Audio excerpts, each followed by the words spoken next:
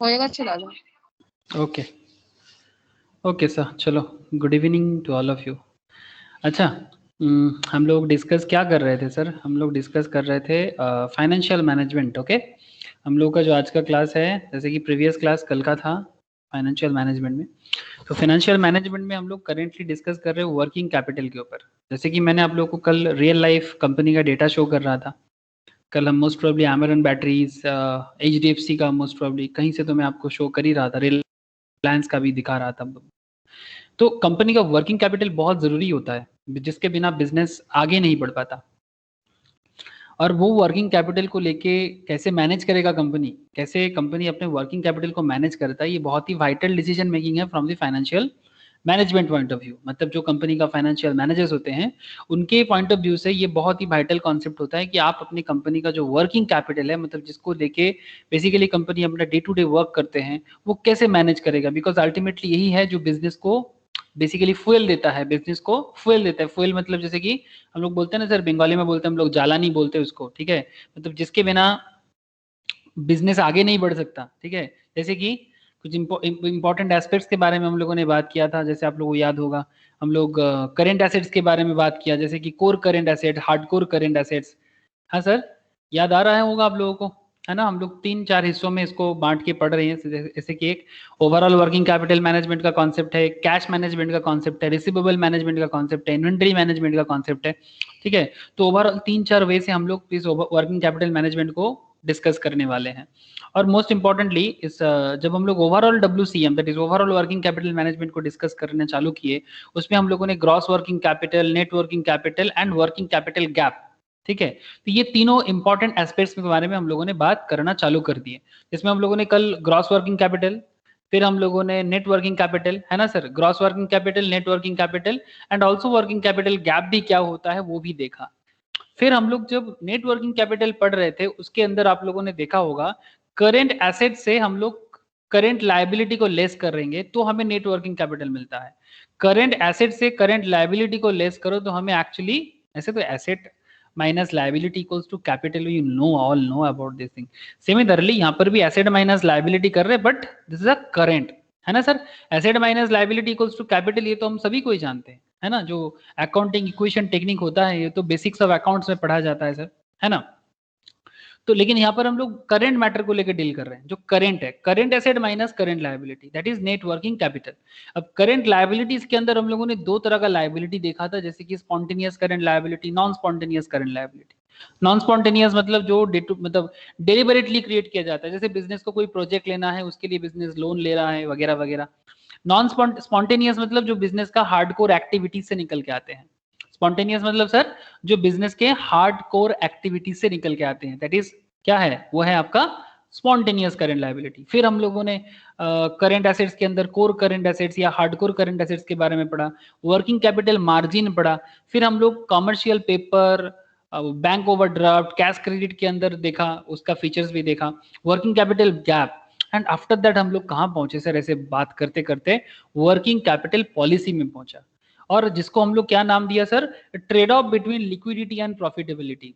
Trade off between liquidity and profitability, मतलब किसी भी बिजनेस को हमेशा जीरो हालत में रहना होता है, एंड उसको रिच मतलब पहुंचना कहाँ है सर, रिच करना है हीरो में। तो सिंपल बात है, ये जो ट्रेड ऑफ करेगा, ठीक है, मतलब एक बिजनेस को, बिजनेस चलाने के लिए जो चाहिए, मतलब जब तक वर्किंग कैपिटल प्रॉपरली बिजनेस पे लाया ना जाए, तब तक बिजनेस प्रॉफिटेबल कंडीशंस में नहीं पहुंचता है, ठीक है। तो आपके पास जो पूंजी है, आपके पास जो वर्किंग कैपिटल है, आप उसको बिजनेस पे कैसे यूज कर रहे हो, इस पे डिपेंड करता है कि आपका बिजनेस आगे कहाँ पहुंच रहा है। मतलब जो प्रॉफिटेबल सिनेरियो, हर बिजनेसमैन का ही मतलब क्या होता है, हर बिजनेसमैन का ही शौक होता है कि बिजनेस को प्रॉफिटेबल कंडीशन में पहुंचाए। और उसके ऊपर डिपेंड करके वर्किंग कैपिटल मैनेजमेंट किसी भी बिजनेसमैन के लिए, किसी भी, चाहे वो पान वाला हो या टाटा वाला, आप समझ रहे सर, पान वाला हो या टाटा वाला, मतलब टाटा, बिरला, अंबानी, जिसका भी नाम ले लो, ठीक है, जिसका भी नाम ले लो, या फिर आपके घर के बगल वाला कोई पान वाला हो, सब्जी वाला हो, ठीक है, माइक्रो स्मॉल मीडियम एंटरप्राइज का ओनर हो, ठीक है, छोटा से छोटा बिजनेस से लेके मतलब अंबानी से लेके बम्बानी, कोई भी हो, सभी के लिए इंपॉर्टेंट है। बिजनेस मैनेज करना है तो वर्किंग कैपिटल को तो मैनेज करना ही होगा। लोन का जरूरत होगा तो वर्किंग कैपिटल का डेटा देख के ही बैंक आपको लोन प्रोवाइड करते हैं। तो ये सब वेरियस डिस्कशंस करने वाले हैं सर। तो चलो वर्किंग कैपिटल पॉलिसी में बात को और इंटरेस्टिंग मोड पे लेके चलते हैं, और आपको वर्किंग कैपिटल पॉलिसी में और भी अलग अलग बातें आप लोगों से मैं डिस्कस करता हूँ, एनालाइज करता हूँ। चलो सर, कंफर्म मी सर कि स्क्रीन शेयर है कि नहीं। हाँ सर, स्क्रीन शेयर है दादा। Thank you sir.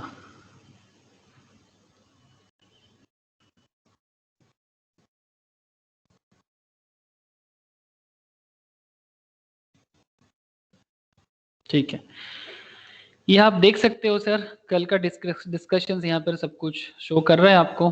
ठीक है, वर्किंग कैपिटल गैप। अच्छा, हम लोगों ने डिस्कस करना ये भी चालू कर दिया सर कि working capital gap that is किस तरह से बिजनेस अपना वर्किंग कैपिटल को लाते हैं। Working capital policy, what is working capital policy? Working capital policy क्या है? ए trade off between liquidity and profitability.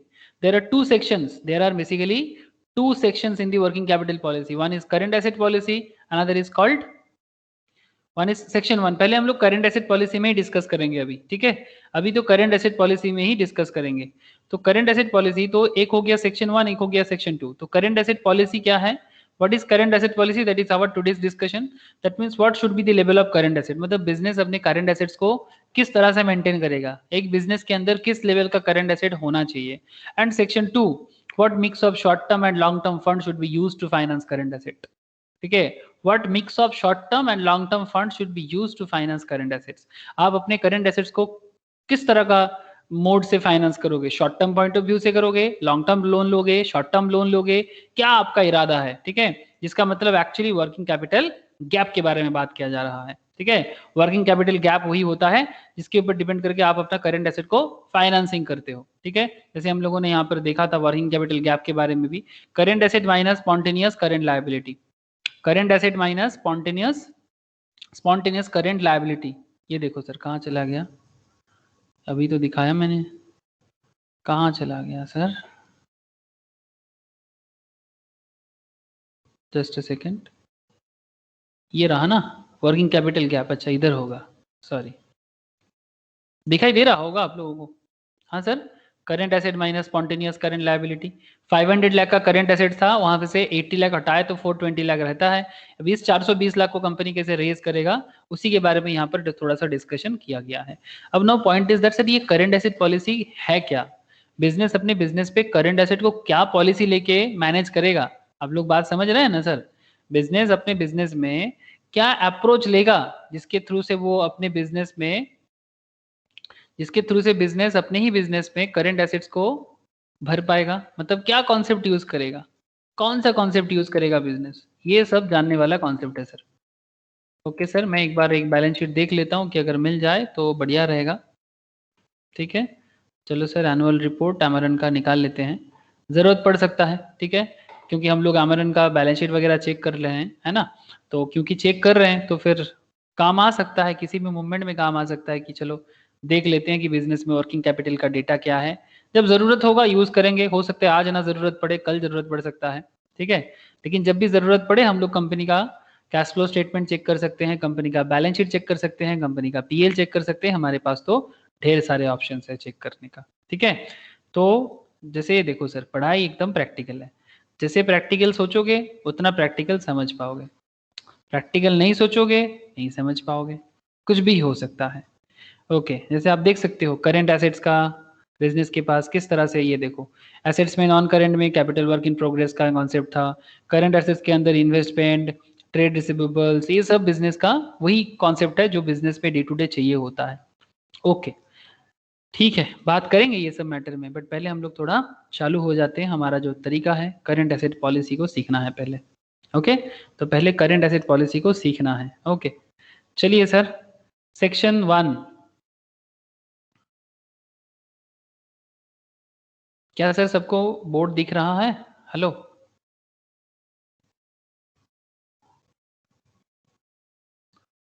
सबको बोर्ड दिखाई दे रहा है ना? है दादा। Okay, current asset policy. Now what is this current asset policy? सबसे पहले तो आप हेडिंग कर लो, कुछ 3 हेडिंग बना लो, 3 ब्रांच बना लो। 3 अप्रोच है, बड़ा ही इंटरेस्टिंग अप्रोच है 3 अप्रोच। कोई भी बिजनेस अपना 3 अप्रोच बना सकते हैं। एक कॉन्सेप्ट तो आपको समझ में आ रहा होगा सर, बिजनेस में जब तक करंट एसेट नहीं रहेगा तब तक business day to day business कैसे करेगा? ये बात तो मानोगे ना सर? जब तक बिजनेस में करंट एसेट्स नहीं होगा, क्या बिजनेस अपना बिजनेस को बिल्ड कर पाएगा? What do you think sir, आपको क्या लगता है? Just look at this companies का 31 मार्च का बैलेंस शीट है। ये किसका बैलेंस शीट है? ये आपका एमआरएन बैटरीज का बैलेंस शीट है। ये मैं नॉर्मली यूज कर लेता हूँ, फंडामेंटल एनालिसिस स्टॉक मार्केट में भी यूज हो जाता है, फाइनेंशियल मैनेजमेंट में भी, कभी कभी अकाउंट्स क्लास में भी बताता रहता हूँ। आप देख सकते हैं यहाँ पर करेंट एसेट्स, कंपनी का इन्वेंट्रीज के बिना बिजनेस चलेगा। कंपनी का financial assets like investment, trade receivables जो मार्केट से कंपनी को मिलने वाले हैं, cash and cash equivalent, bank balance, okay, other financial assets, ठीक है। तो ये सब कंपनी के डिटेल्स रहता है। मैं आपको बस इतना भी कहना चाहता हूं कि इसके बिना तो बिजनेस बिजनेस नहीं है। तो कॉन्सेप्ट क्या है कि बिजनेस ये जो मैनेज करेगा, करंट एसेट को जो मैनेज करेगा या जो अप्रोच से मैनेज करेगा, उसको फाइनेंशियल लेवल में कैसे मैनेज करेगा? तो उनके लिए 3 अप्रोच नॉर्मली होता है, पॉलिसी होता है। 3 पॉलिसी क्या है सर? चलो 3 पॉलिसी में पहले बात करेंगे, फिर इसके रिगार्डिंग क्वेश्चन सॉल्व करेंगे। Conservative approach, another is called sir moderate approach, and और एक पॉलिसी है aggressive policy. Okay sir, conservative policy, moderate policy, aggressive policy. Sir फर्क क्या है हर एक पॉलिसी में? चलो देखते हैं एक एक पॉलिसी में क्या मतलब क्या क्या बातें होंगे, कैरेक्टर क्या है। सर लिखो सर, इसके नीचे लिखो हाई, बहुत ही वाइटल क्वेश्चन है ये। Current asset policy is very very important sir. High level of current assets, business के पास बहुत ही high level of current assets होगा। मतलब चाहे वो कैश हो, चाहे वो इन्वेंट्री हो, स्टॉक हो, ठीक है, ट्रेड रिसीवेबल्स हो, high level of current assets होगा। मतलब बिजनेस के पास एसेट्स बहुत है। सेकेंड पॉइंट है sir high liquidity. High liquidity, क्या मतलब होता है लिक्विडिटी का? High current ratio. Current ratio क्या होता है, कोई बता सकता है क्या? हेलो, करेंट रेशियो क्या होता है? कोई आइडिया किसी को है तो बोल सकते हो sir. Current asset by current liability. Thank you sir, current asset by current liability. मतलब बिजनेस के पास कितना एसेट है और बिजनेस के पास कितना लायबिलिटी है। नॉर्मली पॉपुलर स्टैंडर्ड माना जाता है सर 2:1, इट्स वेरी पॉपुलर। इससे ज्यादा कम कुछ भी हो सकता है। Current asset by current liability, that means how much asset business have, ठीक है, बिजनेस के पास कितना एसेट्स है उसके हिसाब से बिजनेस के पास लायबिलिटी कितना है, ठीक है। It's a very famous current ratio, ठीक है।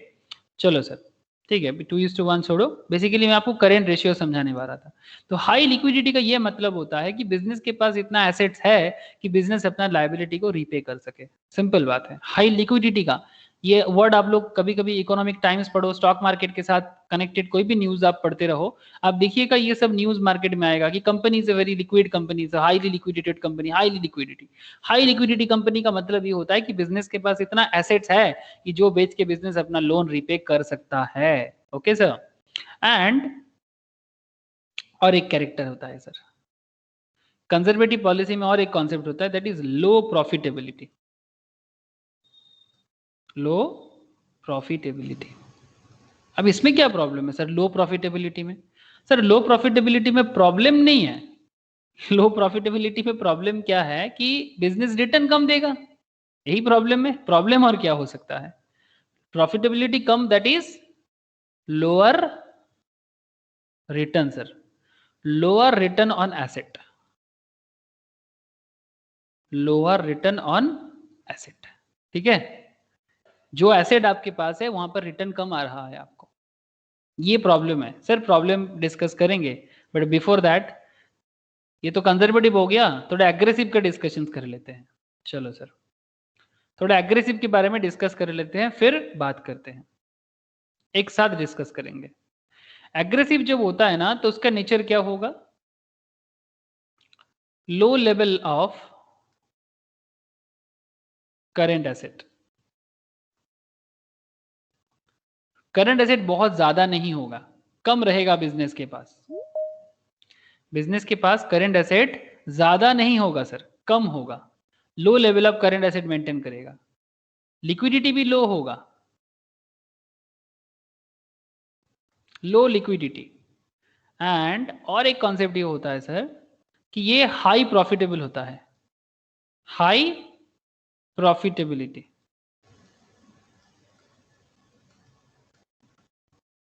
हाई प्रॉफिटेबिलिटी, 3 अप्रोच हो गया sir, low level of current assets, low liquidity and high profitability. और जब हम लोग इसको इस तरह से देखेंगे, कंजर्वेटिव में क्या हो गया, high level of current assets, high liquidity, low profitability. Aggressive में क्या है, low level of current assets, low liquidity, high profitability. तो सर टेल मी कि इसमें से कौन सा अप्रोच बिजनेस के लिए ज्यादा अच्छा होगा, कंजर्वेटिव और aggressive? Which approach is good for the company, जिसमें प्रॉफिट ज्यादा हो रहा है या फिर जिसमें एसेट ज्यादा मिल रहा है? इसके पास एसेट ज्यादा है ये अच्छा है, या फिर इसके पास प्रॉफिट ज्यादा है ये अच्छा है? ये हाईली लिक्विडेटेड है, दैट मीन्स इसका रेशियो बहुत ही अच्छा है, ये बहुत ही कम लिक्विड है। Which is good sir, which is good for the company? आपको क्या लगता है? कंजर्वेटिव। कंजर्वेटिव अच्छा है, क्योंकि कंपनी के पास ज्यादा एसेट है, कंपनी के पास लिक्विडिटी ज्यादा है, ठीक है, लेकिन प्रॉफिट कंपनी का बहुत ही कम है। एग्रेसिव में प्रॉफिट ज्यादा है बट ये दोनों कम है। तो प्रियोतमा के हिसाब से, प्रियोतमा के हिसाब से सर कि कंजर्वेटिव अप्रोच ज्यादा अच्छा अप्रोच है। बाकी लोगों से भी पूछना चाहूंगा कि एक बिजनेस के लिए कौन सा अप्रोच ज्यादा अच्छा रहेगा, कंजर्वेटिव अप्रोच और एग्रेसिव अप्रोच? मॉडरेट।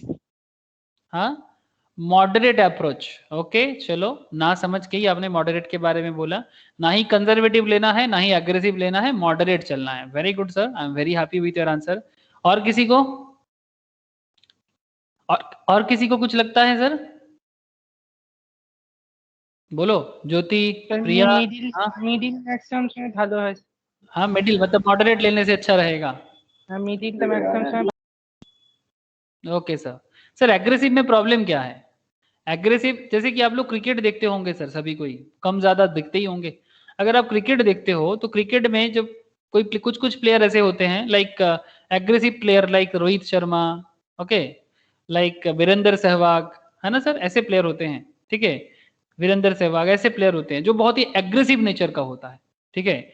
ये जब भी बिजनेस रन करने आते हैं, बैटिंग करने आते हैं, इनका करंट एसेट बहुत कम रहेगा, मतलब ये ज्यादा मतलब वेट नहीं करना चाहता, ठीक है, बहुत सारा एसेट लेके वेट नहीं करेगा। इनका लिक्विडिटी भी बहुत कम है, बट ये जब रन करता है बहुत कम बॉल खेल के बहुत ज्यादा रन करता है, मैच विनिंग बैट्समैन होता है सर, मैच विनर होता है। बट प्रॉब्लम यही है कि लो लिक्विडिटी और low level of current assets, इसके कारण क्या होता है कि कई बार ऐसे होते हैं कि वो लोग जीरो में आउट हो जाते हैं। सिमिलरली बिजनेस में भी ऐसे होते हैं कि आप अगर इसको क्रिकेट छोड़ो, अभी अभी बिजनेस की नजर से सोचो, अगर आप एग्रेसिव बनते हो बिजनेस पे, ठीक है, आप जो भी बिजनेस करते हो अगर आप एग्रेसिव बनते हो, इसका मतलब यही है कि आप बहुत ज्यादा मार्केट में अपना जो पैसा है, ठीक है, अपना जो पैसा है उसको बहुत ज्यादा मार्केट में फंसा देते हो, ठीक है। दैट मीन्स आपका बिजनेस में जैसे मानो कि आपका जो ट्रेड रिसीवेबल्स है, মানে মানে খুব তাড়াতাড়ি পয়সা পাবো ওই হর্ষদ মেহতার মতো ওই স্টাइल তো। Yes you can say, you can say, आप बोल सकते हो, बट थोड़ा सा कॉन्सेप्ट है, यू कैन से कि हर्षद मेहता स्टाइल कि थोड़ा एग्रेसिव नेचर का है, but point to be noted sir, Harshad Mehta तो थोड़ा उसका जो कॉन्सेप्ट था कि वो मार्केट से जल्दी पैसा कमाना चाह रहा था, मार्केट को मैनिपुलेट कर रहा था, मैनिपुलेट करके पैसा कमा रहा था, ठीक है, वो अलग कॉन्सेप्ट है। लेकिन एक नॉर्मल बिजनेसमैन की तरह सोचो, इट्स नॉट, आपका आइडिया गलत नहीं है ऋषभ, बट फिर भी आप उतना हाई लेवल में मत जाओ, आप नॉर्मल लेवल में रहो। सिंपल बात है कि अगर आप एक छोटा सा बिजनेस चलाते हो, ठीक है, छोटा सा ही बिजनेस लेते हैं सर, क्या बिजनेस करोगे सर? मोबाइल दुकान खोल ले, चलो सर मोबाइल शॉप बना लेते हैं, एक मोबाइल शॉप नियर मी, कुछ तो मिलेगा। चलो मोबाइल शॉप नियर मी आ गया सर। सर मान के चलते हैं कि ये एक मोबाइल शॉप है जो हमारा मोबाइल शॉप है, ठीक है, this is my mobile shop, mobile laptop computer यही सब मैं सेल करता हूँ। Okay sir, now point is that कि आप क्या चाहोगे कि जो भी कस्टमर्स आएगा उनको उधार में बेच दोगे सर? आपको सेल करना है तो क्या करोगे, क्रेडिट पे सेल कर दोगे ज्यादा से ज्यादा? नहीं sir. High level of credit, high level of sale, high level credit sale, मतलब आप सेल बढ़ाना चाहते हो, you want to improve your sale, आपको बेचना है, इसलिए आप क्रेडिट में भी देने के लिए रेडी हो। आप चाहते नहीं कि आपके पास स्टॉक ज्यादा रहे। Stock is what? Stock is, sir credit card দুটো মেনটেন করে করলে বেশি। यस आई अंडरस्टैंड, बट मैं करेंटली क्या समझा रहा हूँ, क्रेडिट दोनों ही करना चाहिए, आप समझ गए, आई अंडरस्टैंड। बट मैं अभी आपको ये बता रहा हूँ कि अगर आप एग्रेसिव नेचर का हो तो आप क्या करोगे। अगर आपका बिजनेस पॉलिसी एग्रेसिव नेचर का है तो आप low level of current asset maintain करोगे। इसका मतलब आप अपनी दुकान में जो भी आएगा आप उसको ज्यादा से ज्यादा सेल करने के लिए क्रेडिट लेवल में ক্রেডিট उतर বেশি जाओगे। দেবো। यस सर, ज्यादा से ज्यादा क्रेडिट में सेल कर दोगे, ठीक है। या फिर जितना जरूरत से ज्यादा बड़ा घर ले लोगे, मतलब लोगों को शो करने के लिए कि देखो भाई मेरा शोरूम बहुत बड़ा है, ठीक है। यही प्रॉब्लम में कौन फंसा सर? बिग बाजार। जितना सेल नहीं होता उससे बड़ा आकार बना दिया था, रेंटेड है, बड़ा आकार बना दिया बिग बाजार ने, तो संभाल नहीं पाया, तभी तो लॉस मेकिंग हो गया। तो पॉइंट है सर, तो अगर आपका सारा का सारा पैसा आपके हाथ में, कैश कम, लो कैश, ठीक है, स्टॉक भी लो स्टॉक, कैश लो, स्टॉक लो, तो ये सब क्या बन जाता है? लो कैश हो गया, कैश लो स्टॉक हो गया। इसका मतलब क्या है सर? इसका मतलब low level of current asset है कि नहीं है? आप तो सब कुछ छोड़ दे रहे हो, मतलब आपके पास ज्यादा कैश नहीं है रखना चाहते आप ज्यादा से ज्यादा सब कैश खर्चा कर देते हो, ज्यादा से ज्यादा खर्चा कर रहे हो लोगों के पीछे, और स्टाफ रख रहे हो ताकि सर्विस ज्यादा दे पाओ, ठीक है। और ज्यादा आप रूम का साइज बड़ा कर रहे हो, शोरूम का साइज बड़ा कर रहे हो, ताकि उसके लिए आपका शोरूम देखने में सुंदर हो। आप समझ रहे हो सर? मैक्सिमम बिजनेस इसी कारण से फेलियर हो जाते हैं ना मार्केट में। हाँ सर, अब देखना मार्केट में बहुत बड़ा बिजनेस आता है, सभी कोई बोलते देखा कितना बड़ा दुकान बनाया। अरे भाई बड़ा दुकान बड़ा low level of current asset के साथ आता है, आपको क्रेडिट में भी देता है, आप बड़ा खुश हो जाते हो, यू विल बी हैप्पी, बहुत ज्यादा खुश होते हो आप। चलो भाई उधार में दे रहे, एक महीना बाद दे सकते हैं, it's good, okay, if you can manage then it's okay. अगर आप रोहित शर्मा बन सकते हो, वीरेंद्र सहवाग बन सकते हो, there is no problem, there is no worry, कोई वरी नहीं है इसमें, बट मैनेज करना मुश्किल है सर। एग्रेसिव अप्रोच में कोई आपत्ति नहीं है, बट संभालना बहुत जरूरी है। संभाल पाओगे ना, ये बिग क्वेश्चन है। क्या आप एग्रेसिव अप्रोच से संभाल पाओगे? अगर संभाल सकते हो तो एग्रेसिव अप्रोच से बेहतर कुछ नहीं हो सकता। राइट, ऋषभ पंत जैसे बैटिंग कर सकते हो तो करके दिखाओ। रोज रोज नहीं होता, पहला बात, रोज रोज नहीं होता, और रिस्क बहुत है, आउट होने का चांसेस बहुत हो जाता है। यही प्रॉब्लम है सर एग्रेसिव अप्रोच का। तो एग्रेसिव अप्रोच में आप क्रेडिट सेल ज्यादा करोगे, कैश आपके हाथ में कम रहेगा, लेकिन प्रॉफिट होगा तो बहुत जोर का होगा, है ना सर। अगर प्रॉफिट करोगे तो हाई लेवल में करोगे, ये sir no. Hello please sir थोड़ा बताइएगा, प्रॉफिट करोगे तो जोर का करोगे नहीं, ये सर नो। अरे मेरा बात समझ में आ रहा है आप लोगों को? आवाज आ रहा है मेरा? Hello, yes sir. High profitability Yes, का sir. चांस, हाई प्रॉफिटेबिलिटी का चांसेस बढ़ता है कि नहीं बढ़ता? अगर आप हाई लेवल में सेल करते हो तो आपका प्रॉफिट होने का चांसेस बढ़ता कि नहीं बढ़ता? That is my question. Jyoti आप तो बिजनेस करते हो, आप बताओ। हाँ सर। एकदम हाँ सर। ठीक है, लेकिन मुश्किल भी है ना, ज्यादा क्रेडिट में दे रहे हो तो बैड डेब्ट भी हो सकता है। टू मच क्रेडिट के कारण बैड डेब्ट भी हो सकता है, हाँ सर। और अगर क्रेडिट के कारण बैड डेब्ट हो जाए तो फिर खत्म हो गया ना सर, बत्ती गुल मीटर चालू हो जाएगा। बिजनेस का बत्ती गुल और मीटर चालू, मतलब पेमेंट पे पेमेंट, पेमेंट पे पेमेंट का ऑप्शन आता जाएगा, मतलब आपको हर जगह में पे करना है और आपके पास कुछ आता आएगा नहीं, बत्ती गुल मीटर चालू। समझ रहे सर? ये एग्रेसिव अप्रोच का प्रॉब्लम है, ठीक है। हर कोई नहीं कर पाता, हर किसी का बस का बात नहीं होता, लेकिन हाँ अगर किसी के अंदर दम है तो करके दिखा सकता है, ठीक है। सर कोई बोलेगा सर इलीगल वे में हो सकता है, नहीं ऐसा कोई बात नहीं है, लीगल वे में भी हो सकता है, नॉट लाइक दैट कि लीगल वे में ही हो सकता है, ऐसा गलत बात है, ठीक है। तो ये रहा आपका एग्रेसिव अप्रोच। अब सर अगर हम कंजर्वेटिव अप्रोच लें, जैसे कि प्रियोतमा बता रही थी, प्रियोतमा बता रही थी sir conservative approach best approach होगा, क्योंकि कंपनी के पास high level of current assets है, क्योंकि कंपनी के पास हाई लिक्विडिटी है, दैट इज करंट रेशियो अच्छा है, मतलब किसी भी मोमेंट में कंपनी अपना लोन रिपे करने का ताकत रखता है, बिकॉज एसेट सेल करेगा तो लोन रिपे हो जाएगा। लेकिन एक प्रॉब्लम है सर, प्रॉफिटेबिलिटी बहुत कम है। और क्यों प्रॉफिट कम है? ऐसा अगर ज्यादा देर तक चलता जाए तो फिर मुश्किल है। आपने शॉप ओपन किया, आपने शॉप ओपन किया, अरे बेचने के लिए ओपन किया कि दिखाने के लिए? बोलो ना, दिस इज फॉर सेल और for show only? Sir sale. Sale. For sale ना। तो अब क्या है ना, आपके पास कुछ कस्टमर्स होगा, क्योंकि आपके अगल बगल वाले बहुत सारे दुकानदार ऐसे होंगे जो लो मतलब क्रेडिट पे दे रहा है, तो आपको भी थोड़ा क्रेडिट थोड़ा कैश मतलब आपको भी थोड़ा क्रेडिट पे देना चाहिए। आप अगर बोलोगे कि नहीं मैं क्रेडिट पे नहीं करूंगा, सिर्फ कैश में जो आएगा उसी को सेल करूंगा, ठीक है, मैं बहुत बड़ा शोरूम बनाऊंगा, ठीक है, बना सकते हो, प्रॉब्लम नहीं है, बट आप ज्यादा खर्चा नहीं करना चाहते, आपको ज्यादा खर्चा नहीं करना है। जैसे कि आप स्टॉक को क्रेडिट में नहीं देना चाहते, आपका जो सेल है आप क्रेडिट सेल करना ही नहीं चाहते, क्रेडिट नो क्रेडिट आप लिख के रखे हो, नो क्रेडिट, तो क्या लगता है कस्टमर ज्यादा होगा कि कम होगा? सर ऑब्वियसली कम होगा। है ना, नो क्रेडिट नो डिस्काउंट, कोई डिस्काउंट नहीं देना चाहते, कोई क्रेडिट नहीं देना चाहते, आप तो बस कैश में धंधा करना चाहते हो। Not a bad idea, but उसके लिए तो प्रोडक्ट में मोनोपोली होना चाहिए। जब तक प्रोडक्ट में मोनोपोली नहीं होता ना सर, तब तक आप ऐसे धंधा नहीं करा सकते। प्रोडक्ट मोनोपोली होना चाहिए और प्रोडक्ट का हाई लेवल ऑफ डिमांड होना चाहिए, तभी जाके आप वैसा बिजनेस कर सकते हो। जैसे कि रिसेंट ट्रेंड में एक ऐसा बिजनेस हुआ है सर, हाईली मोनोपोली बिजनेस हुआ है स्टार्टिंग में। क्या बिजनेस का बात कर रहा हूँ सर? सर सैनिटाइजर, ये सर नो, स्टार्टिंग में जब कोरोना शुरू हुआ था, अब सैनिटाइजर का कौन खरीद सैनिटाइजर मोनोपोली থেকে অলিগোপলি বেশি।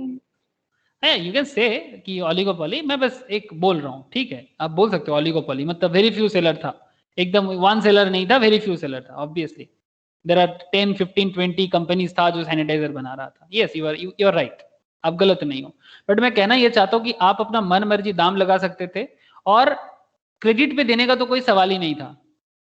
सैनिटाइजर शुरू में, आजकल बहुत लोग दे हो सकता है कि आपको क्रेडिट में दे देगा, ठीक है, कि भाई ठीक है अभी लेके जाओ, एक महीना बाद आके पेमेंट करना, बट सैनिटाइजर तो शुरू में मिल ही नहीं रहा था, हर एक दुकान में सैनिटाइजर खत्म, मास्क नहीं है, मास्क खत्म। फिर से अगर थर्ड वेव आ जाए ना सर, जैसे मैं सुन रहा हूँ कि फिर से ओपन होने वाला है, अगर ओपन होता है, भगवान ना करे कि फिर से थर्ड वेव आए, लेकिन अगर आएगा तो फिर से क्राइसिस क्रिएट होगा और फिर से आपका ऐसा बिजनेस चलेगा। ओके सर, पॉइंट तो आपको समझ में आया, लेकिन ऐसा बिजनेस रोज रोज नहीं होता। लेकिन तो फिर कॉन्सेप्ट क्या है, अगर आप टू मच, अगर आपका बिजनेस पॉलिसी बहुत ज्यादा कंजर्वेटिव हो जाए ना सर, अगर आपका बिजनेस पॉलिसी बहुत ज्यादा कंजर्वेटिव हो जाए, आपके हाथ में बहुत ज्यादा एसेट दिखे जिसको देख के आप खुश तो हो सकते हो, बट ये आपके बिजनेस के ग्रोथ के लिए अच्छा नहीं है सर। कंजर्वेटिव अप्रोच से आप बिजनेस में ग्रोथ तो नहीं कर सकते, मुश्किल हो सकता है बहुत ज्यादा। ऐसा नहीं कि हो नहीं सकता, हो सकता है, बट बिजनेस में हाई लेवल ऑफ ग्रोथ होना बहुत मुश्किल है। जैसे कि आप कंजर्वेटिव अप्रोच के साथ चेतेश्वर पुजारा जो रिसेंट क्रिकेटर है इंडियन टीम का, अब उनको कंपेयर कर सकते हो, या फिर पुराना दिन में राहुल द्रविड़। ओके, राहुल द्रविड़ या चेतेश्वर पुजारा जैसे बैट्समैन को आप सोच सकते हो, सी पुजारा, इनका अप्रोच कंजर्वेटिव है, ये रन बनाते हैं बट टीम को जिताना नहीं सकते सर, टीम को बचा सकता इंडिया है। तो हाँ बोलो सर, बोलो। अभी इंडिया एज ए होल कंट्रीটাও তো কনজারভেটিভ। हाँ सर, बोलो क्या कॉन्सेप्ट है, India as a whole country conservative in the sense क्या है तुम्हारा, মানে बोलो। দিক থেকে মানে অত हाँ ওপেन माइंड। ये सर, ये आप बोल सकते हो, इंडिया कंट्री जो है कंजर्वेटिव माइंड का है, ठीक है। अब देखो कंजर्वेटिव माइंड का होना और ओपननेस होना दोनों में फर्क होता है। इसमें मैं आपको क्या बताऊं, मतलब ट्रेडिशन मेंटेन करना और अपना रूल्स रेगुलेशंस पे टिके रहना, it's not a bad idea, ठीक है। जैसे मैं आपको सिंपल बोलता हूँ कि जैसे ऋषभ बता रहे कि ओपन, मैं इस मैटर को थोड़ा सा दूसरा लाइन पे लेके नहीं जाना चाहता अभी, मतलब मैं एक सिंपल कहूंगा कि हाँ एक बात है कि जैसे इंडियन माइंड, ये एक पॉइंट है जो ऋषभ के साथ मैं एकदम 100% एग्री करता हूँ कि इंडियन जो यूथ है या फिर इंडियन जो गार्जियन है, ठीक है, मतलब पेरेंट्स सोसाइटी जो है, ज्यादातर स्टूडेंट्स या गार्जियन के मन में एक चीज ज्यादा चलता है कि हमें जॉब करना है। क्या सर मैं सही बोला?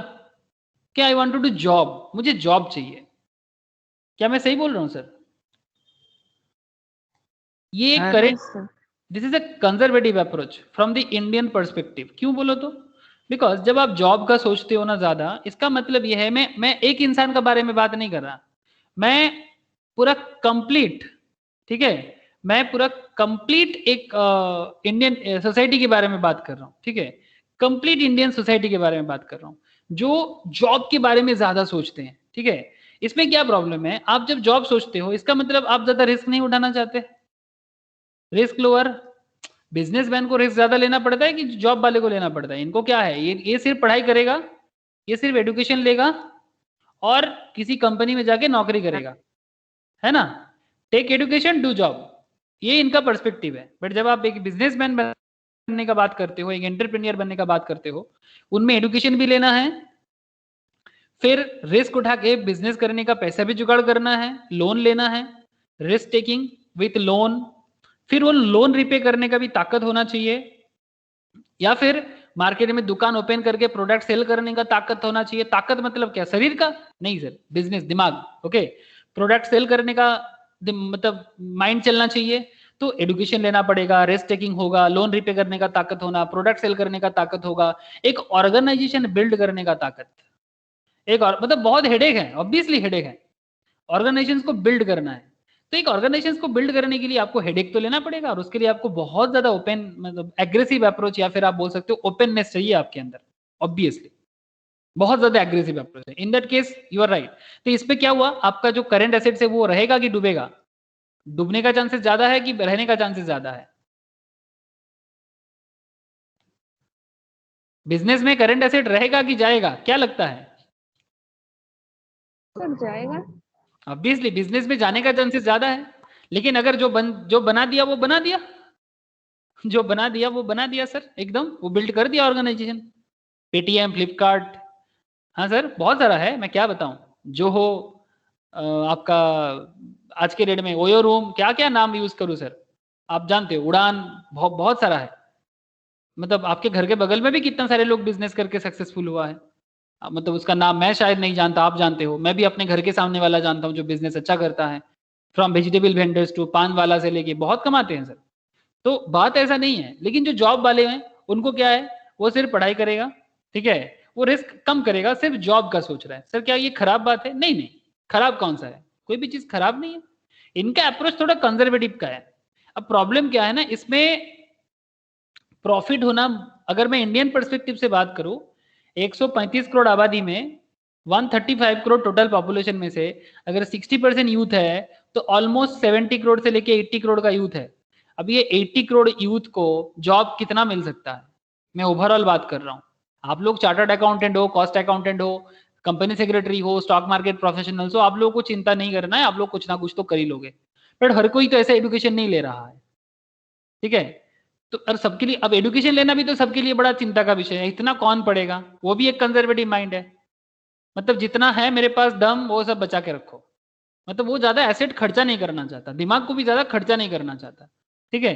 जितना कम खर्चा करोगे अच्छा है, माइंड अच्छा है, शरीर भी अच्छा है, फिजिक माइंड सब अच्छा रहेगा, बट सर गेन क्या मिलोगे आपको, प्रॉफिट क्या करोगे जिंदगी में? आप समझ रहे हो सर? अब 80 करोड़ लोगों को कहां जॉब मिल सकता है, कौन देगा 80 करोड़ लोगों को जॉब, आप बताओ। हर साल 1 करोड़ जॉब क्रिएट होता है हमारे देश में? हाँ सर, क्या 1 करोड़ जॉब बनता है हमारे देश में? नहीं कहीं सर। पर, कहीं पर सर 10,000 अगर नौकरी निकल जाता है तो उसके पीछे 5 लाख लोग भागते हैं कि चलो भाई एक नौकरी मिलेगा 25,000 का। मतलब मैं आपको एक मेंटेलिटी बता रहा हूं। अब बाकी इतना सारा लोग कहाँ क्या करेगा, कुछ ना कुछ तो कर ही लेता है, लेकिन भाई क्या बोले सर, मतलब भाई डिफॉल्ट हो जाते हैं कुछ ना कुछ करना। बट मैं मेंटेलिटी जो ऋषभ बता रहा था, very good Rishabh, I fully appreciate, ये जो करंट मेंटेलिटी है ये सीरियसली ऐसा ही मेंटेलिटी चल रहा है। Thank you sir. चलो ओके, आपको समझ आ रहा है, आप लोगों को यही काफी है। तो पॉइंट एकदम सिंपल है कि अगर आप कंजर्वेटिव अप्रोच लेते हो तो आपका level of current asset high रहेगा, जो अच्छा है देखने में, बट लॉन्ग रन में डूबने का चांसेस भी है। ज्यादा देर तक एसेट हाथ में रखोगे तो फिर बिजनेस ग्रोथ नहीं होगा, बेसिकली जीतना मुश्किल हो सकता है। लिक्विडिटी हाई है, मतलब आपका लोन तो मिल जाएगा, बट लोन का यूज कैसे होगा? आधे से ज्यादा लोग तो जमीन देख देख के ही मर जाते हैं हमारे कंट्री में, जमीन है प्रॉपर्टी है पर उसको बचा के रखता है, क्यों? बुढ़ापे पे काम आएगा। अरे सर बुढ़ापा पे तो ऐसे ही लोगों को जाना है, पर उस पे क्या काम आएगा? आप समझ रहे हो सर? मतलब मैं ये नहीं बोल रहा हूँ कि पूरा का पूरा जमीन आप बस बेच दो। अरे भाई कुछ तो जरूरत पड़ने से कुछ जमीन को आप यूटिलाइज करो, कैपिटल में कन्वर्ट करो, किसी के पढ़ाई में लगाओ, किसी के बिजनेस पे लगाओ। जमीन देख देख के मरने का क्या है? I hope you all understand. मतलब प्रॉपर्टी देख देख के आधे से ज्यादा लोग तो मर जाते हैं, 70-80 साल हो जाते हैं, फिर भी प्रॉपर्टी बांटता नहीं है। सपोज मानो कि एक ओल्ड एज इंसान का तो एक 70 साल का इंसान है, ठीक है, ये 80 साल का इंसान है, चलो 75 ईयर्स ओल्ड, 4 बेटा है, 4 सन्स। ये 4 बेटे को मेहनत करके पढ़ाया, ठीक है, लेकिन जब जरूरत पड़ा, किसी के पीछे थोड़ा सा रिस्क उठाना था, इनके पास जमीन बहुत है, करोड़ों का जमीन है, मोर देन करोड़ का जमीन है सर, ठीक है। अब ये जब 75 में इनका डेथ हो गया, अब ये जमीन जो है 1 करोड़ से भी ज्यादा का जमीन या 5 करोड़ का जमीन, ठीक है, इनके पास प्रॉपर्टी है। अब ये 4 बच्चा क्या करेगा इस जमीन को लेके? क्या करता है सर रियल में, आप ही बताओ? मारामारी। बस, मतलब आपके पास प्रॉपर्टी तो है, बस उसका यूटिलाइजेशन कुछ नहीं होता। बस यही प्रॉब्लम है सर। अगर प्रॉपर्टी या एसेट का प्रॉपर यूटिलाइजेशन हो तो फिर अच्छा होता है, ठीक है। तो इसीलिए बेस्ट ऑब्वियसली बेस्ट क्या है? Obviously best is moderate. You all are right sir, कि ना ही कंजर्वेटिव अप्रोच से आप सेफ रह सकते हो, बढ़ नहीं सकते, ठीक है। आप अपने आप को रिस्क फ्री रख सकते हो, बट आपका ग्रोथ पॉसिबल नहीं है, सिंपल बात है। एग्रेसिव में हाई ग्रोथ हो सकता है, बट साथ में रिस्क भी बहुत ज्यादा है। That's why this route is best for all of us from business perspective as well as from normal हमारे day to day life perspective, ठीक है। मॉडरेट अप्रोच से बिजनेस को चलानेंगे तो मजा आ जाए सर, ठीक है। तो ऑलवेज गो विद दिस, मतलब सभी चीज मॉडरेट लेवल में, ठीक है। बोलो सर। मॉडरेट तो गेन मोर बिटवीन रिस्क हुआ ना? हाँ हाँ बोलो। फिर मॉडरेट अप्रोच मोर गेन बिटवीन रिस्क हुआ ना? हाई तो नहीं हुआ, लो भी नहीं हुआ। हाई भी नहीं हुआ, लो भी नहीं हुआ, एग्जैक्टली यू आर राइट। मतलब ना ही आपने बहुत ज्यादा हाई रिस्क लिया, जैसे कि एग्रेसिव में आपने करंट एसेट्स वगैरह, मतलब दुकान का प्रोडक्ट को, मतलब सिंपल बात है, कुछ कुछ क्रेडिट दो उस कस्टमर को, क्रेडिट दो जिसको क्रेडिट देना चाहिए, ठीक है। क्रेडिट उस कस्टमर को दो जो पे करेगा लग रहा है। इसके लिए सेल्फ एनालिसिस जरूरी है कि कौन से कस्टमर को क्रेडिट में देना चाहिए, कितना बड़ा रूम रेंट पे लेना चाहिए, एवरीथिंग ये आपका प्रॉपर एनालिसिस होना चाहिए। और कुछ कस्टमर्स को तो आप कैश में ही सेल करो, ठीक है। अब यही तो बिजनेस है सर, ठीक है, यही तो बिजनेस है कि किसको कितना दाम में क्या सेल करना चाहिए, किसको क्रेडिट देना चाहिए, कितना दिन का क्रेडिट देना चाहिए। ये मैनेज जो कर पाते हैं वही सक्सेसफुल बिजनेसमैन बन पाते हैं। नहीं तो बहुत सारे लोग तो दुकान ओपन करते हैं और फिर दुकान बंद भी कर देते हैं। हाँ सर, क्या मैं सही बोल रहा हूँ? आप अपने अपने एरिया में देखो, कितना सारा दुकान हर साल ओपन होता है और कितना सारा दुकान हर साल बंद होता है। दुकान ओपन भी हो जाता है, बंद भी हो जाते हैं। आधे से ज्यादा यूथ, आजकल का एक कल्चर चल रहा है यूथ कल्चर, ठीक है, कुछ सोफिस्टिकेटेड यूथ कल्चर चल रहा है, वो ऐसे बात करते हैं सर। अब मुझे मतलब जॉब ऐसे, जॉब थोड़ा सा ट्रेडिशनल बात हो गया ना सर आजकल, ठीक है, ये थोड़ा ट्रेडिशनल वर्ड हो गया, तो कोई कोई ऐसे एक बात करते हैं, I want to build a startup, ठीक है, मैं स्टार्टअप करना चाहता हूँ। सुने होंगे आप लोग? हाँ सर, क्या आप लोग सुने होंगे? ये सर नो? है दादा। Yes sir. हाँ सर। अब स्टार्टअप करना कोई बुरी बात थोड़ी है, मतलब हाईली अप्रिशिएटेड ऑब्वियसली, कि कोई तो अलग सोच रहा है। जॉब का जो ट्रेडिशनल मेथड है, सभी सियालदा जाना, सरकारी नौकरी के पढ़ना, पटना में जाके पढ़ना, जो भी होता है, ठीक है, थोड़ा सा अलग सोच रहा है। बिकॉज 80 करोड़ लोगों को जॉब पाने के लिए, 80 करोड़ यूथ को जॉब देने के लिए कम से कम 5 करोड़ लोगों को तो बिजनेस करना होगा। पर हमारे देश में 5 करोड़ लोग भी बिजनेस नहीं करता। 10 करोड़ लोग करे तो और अच्छा, कम से कम एक एक के पास 8 जन काम करेगा। अगर 10 करोड़ लोग बिजनेस बनाते हैं, तब जाके एक एक के पास अगर 8 जन काम करता है, तब जाके 80 करोड़ लोग कंप्लीटली सेटिस्फाई होता है, या फिर जिनको एम्प्लॉयमेंट मिलता है। बट ऐसा छोड़ो 1 करोड़ बिजनेसमैन हो जाए ना, मजा आ जाए, ऐसा ऐसा भी नहीं हो रहा है। हार्डली 10 लाख 20 लाख बिजनेसमैन है और बाकी इतना सारा लोग उनके ऊपर डिपेंड होता है। सिंपल बात है। अब कोई कोई आजकल बोलते हैं स्टार्टअप करना है। अरे भाई स्टार्टअप मतलब क्या? जस्ट अ ड्रीम और it's a hardcore truth. Hard core hard work है सर, रियलिटी है, मेहनत है, पेशेंस है। एक साल में नहीं हो पाता है हर हर केस में, कभी कभी 5 साल 7 साल लग जाता है, फिर भी स्टार्टअप प्रॉफिटेबल नहीं हो पाता। लेकिन पेशेंस के साथ, मेहनत के साथ चलना पड़ता है, तब जाके बिजनेस बिजनेस बनता है।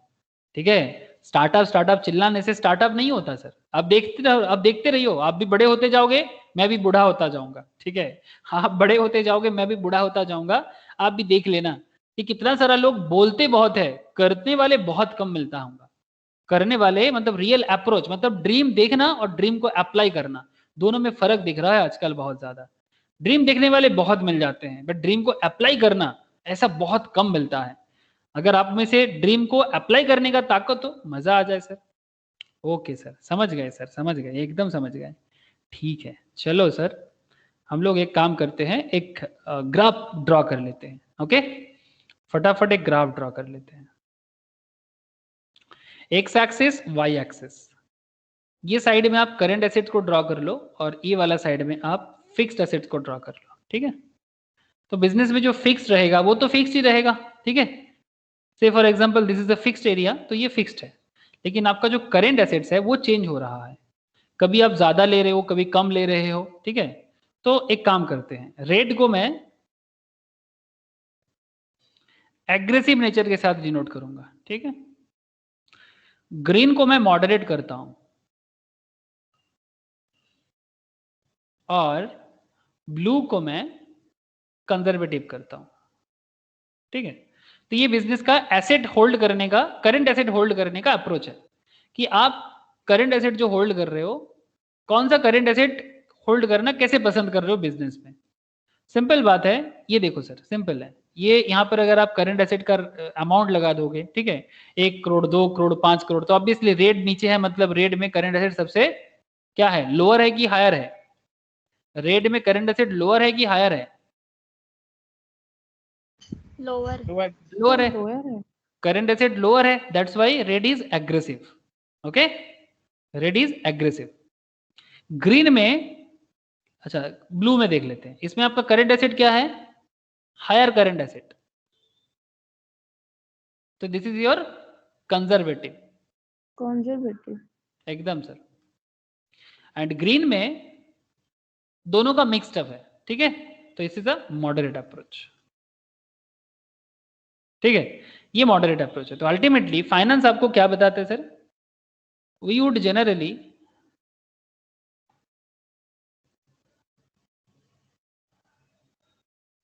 जनरली एडवाइस, हम लोग क्या एडवाइस करना चाहते हैं सर, वी एडवाइस करना चाहते हैं moderate policy. We would generally advise a moderate policy which strikes an optional trade-off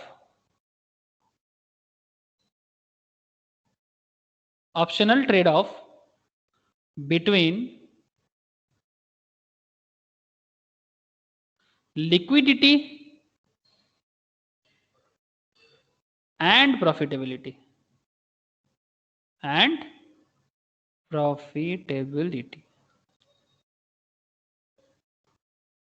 okay, तो यही अप्रोच हम लोग नॉर्मली फॉलो करेंगे। This is a current asset policy, this is a current asset policy of any business. अब इसका application करना है ना, इसका अप्लाई करना है। अगर आप लोगों ने लिख लिया तो चलो सर एक क्वेश्चन सॉल्व करेंगे, तो पूरा का पूरा अप्रोच दिमाग में घुसेगा। रेडी सर, लिख लिया आप लोगों ने? Yes sir. ओके,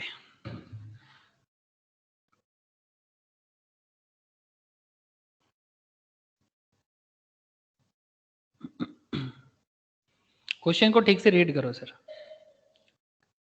क्वेश्चन को ठीक से रीड करना। क्या बोलते हैं सर, एक इंजीनियरिंग कंपनी है, कंसिडरिंग, सभी को दिख रहा है ना, प्रीतम, ऋषभ, क्वेश्चन का स्क्रीनशॉट नहीं तब नहीं मैं शेयर कर दूंगा, शेयर कर दूंगा, जरूरी नहीं है।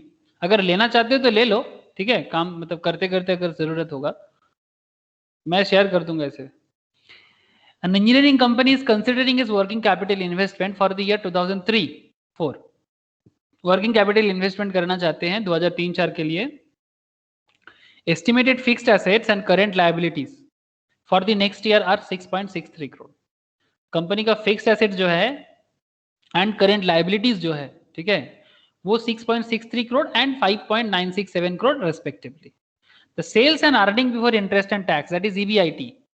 EBIT depend on investment in its current assets. EBIT depend करता है अपने करंट एसेट्स के इन्वेस्टमेंट के ऊपर. आपका इन्वेस्टमेंट जैसे होगा उसी पे डिपेंड करेगा आपका प्रॉफिट. ईबीआईटी क्या है? EBIT is a type of profit.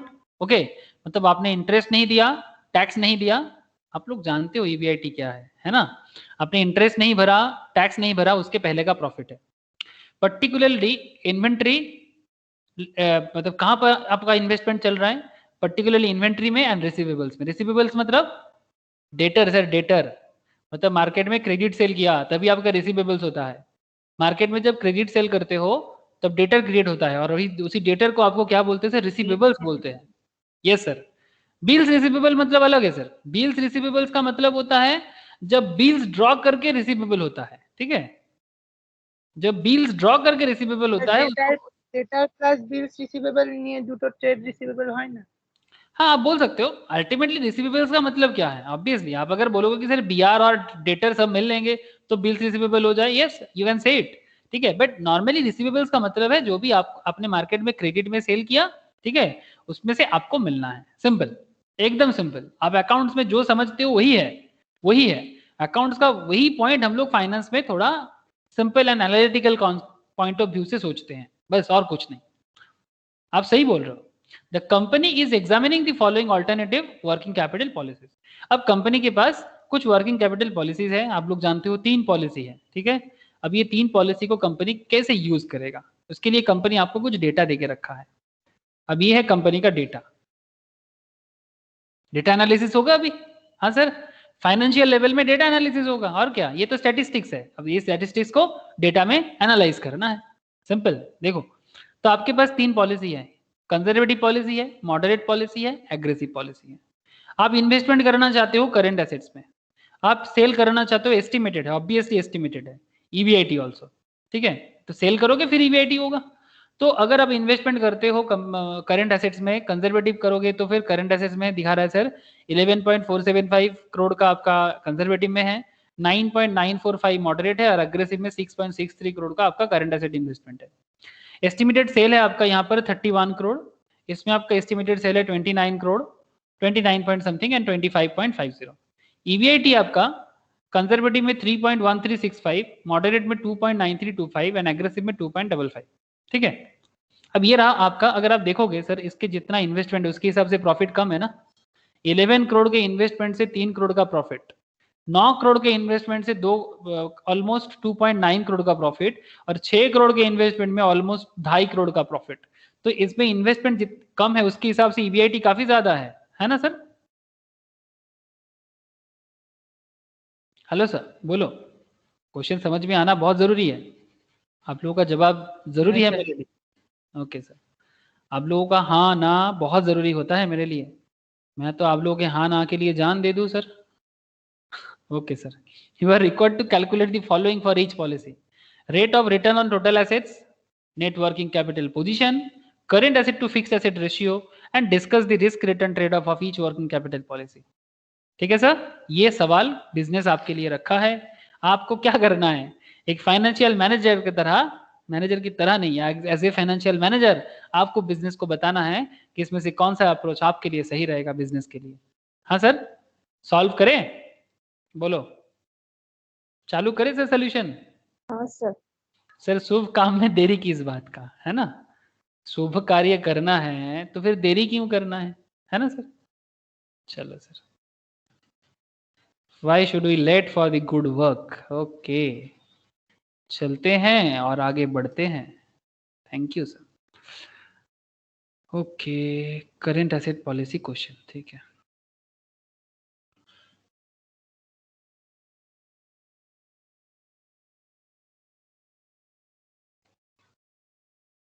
Problem 1. ठीक है, ओके. चलो सर, एक काम कर लेते हैं, मैं थोड़ा सा बड़ा कर लेता हूँ तो सुविधा हो जाएगा. प्रॉब्लम 1। आप लोग एक काम करना, पर्टिकुलर बनाना, डेटा को एनालाइज करेंगे, पर्टिकुलर चाहिए। और कितना अप्रोच है हमारे पास? कितना अप्रोच है sir? 3। Thank you sir. Conservative और moderate Moderate, aggressive. And aggressive.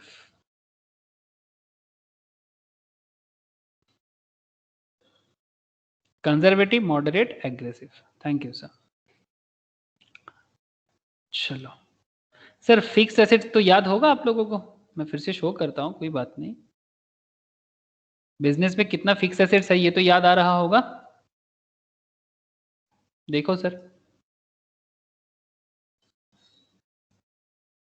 ये बिजनेस का फिक्स एसेट्स है ना 6.63 करोड़ एंड करेंट लायबिलिटी है 5.967 करोड़। तो सर ये दोनों जो फिक्स एसेट्स है ये तो फिक्स रहेगा ना सर, हर एक अप्रोच के लिए? बोलो ना सर, तीनों अप्रोच में फिक्स्ड एसेट तो बिजनेस का फिक्स्ड ही है, Constant. कांस्टेंट। तो 6.63 6.63 6.6 just a second 6.63 okay okay sir, सब करोड़ में है, पुट कर दिए। ठीक है, ABCD को सही रखना, नहीं तो एनालिसिस में क्या होगा, थोड़ा सुविधा होगा और कुछ नहीं। अच्छा, ये A पॉइंट था, दिस इज ए पॉइंट। ठीक है, point B sir, current liability business में कितना है? तीनों अप्रोच में ही 5.967 है ना सर, वो भी तो क्वेश्चन से ही हमें पता चल जाता है। 5.967 ये भी हमें क्वेश्चन से पता चल जाता है कि 5.967 का बिजनेस के पास करेंट लायबिलिटी है। ठीक है, 5.967 का करेंट लायबिलिटी है। चलिए, अच्छा 5.967, this is also 5.967।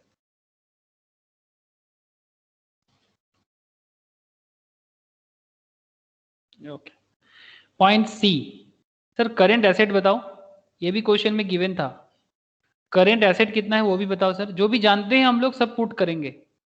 What ever we know, जो भी हमें क्वेश्चन से पता चलता है, जो भी हमें क्वेश्चन से डेटा मिलता है, सारे के सारे डेटा को पुट कर लेते हैं। उसके बाद एनालिसिस तो सर पानी ओसा है सर, एकदम पानी ओसा। करंट एसेट कितना है सर कंजर्वेटिव का? 11.475. तीनों का अलग होगा ना? हाँ सर. 11.475, very good sir. फिर 9.945 एंड 6.63। ठीक है, ओके सर। सर और क्या पता चलता है हमें, करंट एसेट छोड़ के और क्या पता चला? हाँ, 6.63 सर। ठीक है। अच्छा, हमें एस्टिमेटेड सेल का भी पता चल रहा है और EBIT का भी पता चल रहा है। तो हम लोग इस पे करेंटली एस्टिमेटेड सेल से हमें कोई काम नहीं है, करेंटली हम लोग EBIT से ही काम चलाएंगे। ओके, तो EBIT का डेटा को पुट करो sir. EBIT, earning before interest and tax का डेटा हमें चाहिए। तो अगर आप EBIT देखते हो, बिकॉज हमें प्रॉफिट का डेटा चाहिए इसीलिए EBIT लिया सर। 3.1365, 2.9325 है ना, यही था। 2.9325 and 2.55 2.55। Okay sir, EBIT put कर दिया हम लोगों ने। ओके, अब और क्या क्या डेटा को हमें यहाँ पर मिल जाता है, हमें डेटा देख लेते हैं सर। चलिए, जो जो डेटा चाहिए था मिल गया सर, इसी से कुछ एनालिसिस हो जाएगा, एक सर्टेन लेवल तक का एनालिसिस हो जाएगा यहाँ से। क्योंकि पॉइंट नंबर, सॉरी एक सेकेंड, इसके बाद एनालिसिस करेंगे। टोटल एसेट कितना हो जाएगा सर? हमें करंट एसेट पता है और हमें फिक्स्ड एसेट्स भी पता है। क्या आप लोग मुझे बता सकते हो sir? We know current asset as well as we know fixed assets, तो टोटल एसेट कितना हो जाएगा? Just check it. प्रथमটার 18.10 हाँ 18.105, thank you sir. 18.105 second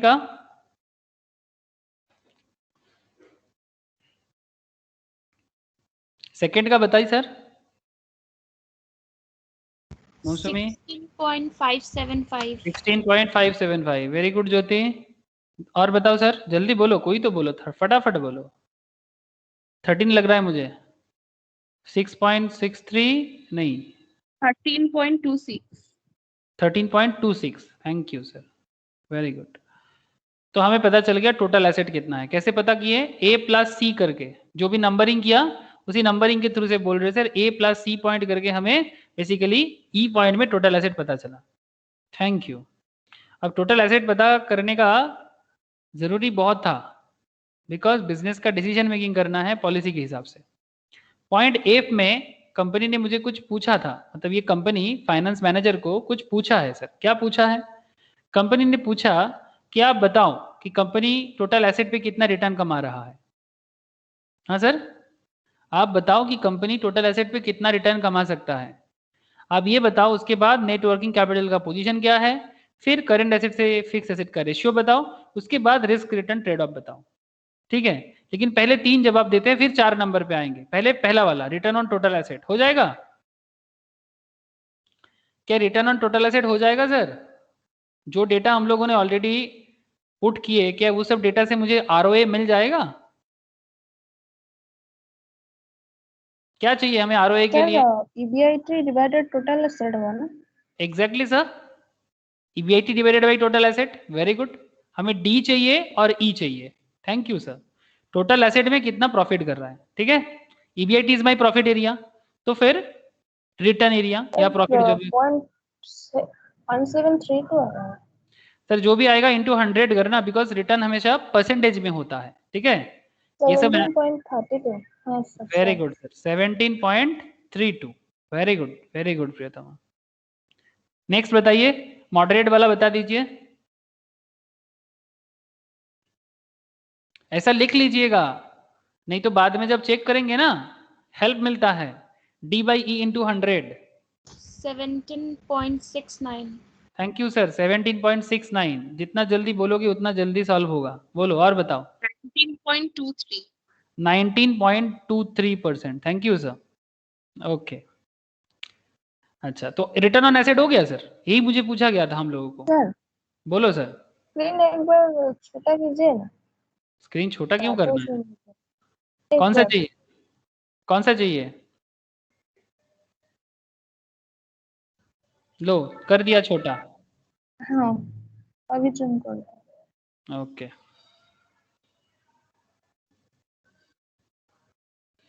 point जी, हमें लोगों को पूछा गया था sir, net working capital position बताओ। मौसमी बोलो, प्रीति नेट वर्किंग कैपिटल पोजीशन के लिए क्या करना चाहिए? नेट वर्किंग कैपिटल पोजीशन के करंट लिए asset minus current liability. Current asset minus current liability. तो ये कौन सा डेटा पुट कर रहा है हमारा यहाँ पर? सी minus B.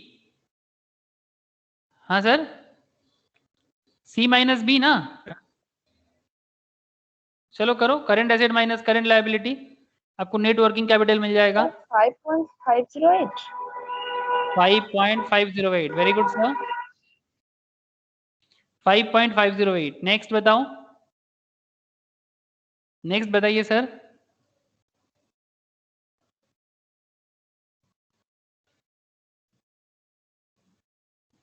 $3.978 very good sir, और जल्दी बताओ, एग्रेसिव बताओ।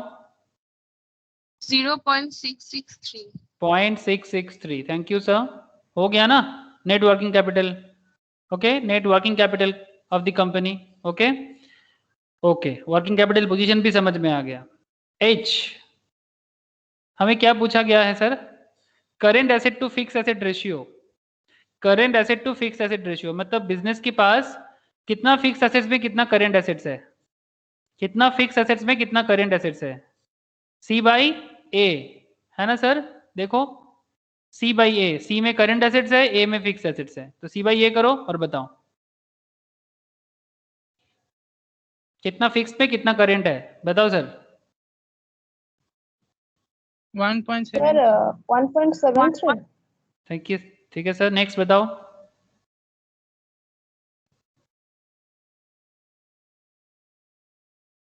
बोलो। 1.5. 1.5 next. Sir last 1। 1, very good sir. Okay, ये भी निकल गया सर। 3 सवाल किया गया था, तीनों सवाल सही निकला एकदम हम लोग का। Rate of return on total asset भी निकल गया, नेटवर्किंग कैपिटल पोजीशन भी पता चल गया, and current asset to fix asset ratio भी पता चल गया। Very good sir. लेकिन सर 4th पॉइंट पे सबसे इंटरेस्टिंग पॉइंट है, discuss the risk return trade off each working capital policy. आपको ये डिस्कस करना है कि इसमें कितना रिस्क रिटर्न ट्रेड ऑफ है, मतलब अल्टीमेटली बिजनेस को कौन सा अप्रोच लेना चाहिए, आपको एनालाइज करके बताना है, और अभी एनालिसिस लॉजिकल करके बताना है, लॉजिकल एनालिसिस देना पड़ेगा आपको। यही एफएम है सर। एफएम में कैलकुलेशन आपके लिए क्या होता है, कैलकुलेशन आपके लिए डेटा होता है, ठीक है, डेटा को सजाना होता है, फिर लास्ट में आपको सलाह देना पड़ेगा। आप कौन हो, फाइनेंशियल एडवाइजर हो, तो आपको सलाह देना पड़ेगा कंपनी को कि बताओ सर कि कौन सा अप्रोच लेना है और क्यों लेना है, which approach should be taken and why. Okay, तो चले सर, कौन सा पॉलिसी लेना है और क्यों लेना है इसको डिस्कस कर लेते हैं। ओके, चलिए सर, मजा आएगा। क्वेश्चन नंबर 4 का जवाब ढूंढते हैं, ठीक है। GHI पॉइंट में 4 का क्वेश्चन जवाब ढूंढते हैं, ठीक है। तो सबसे पहले लिखते हैं sir, conservative policy,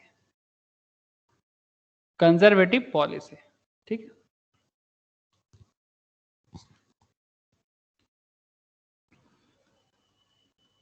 high liquidity as evidence by, कौन सा पॉइंट बताते हैं सर कंपनी का हाई लिक्विडिटी है, high liquidity as evidence by which point, कोई बता सकता है? हाँ सर, कौन सा पॉइंट बिजनेस का हाई लिक्विडिटी का बारे में बताते हैं, विच पॉइंट? हाँ बोलो।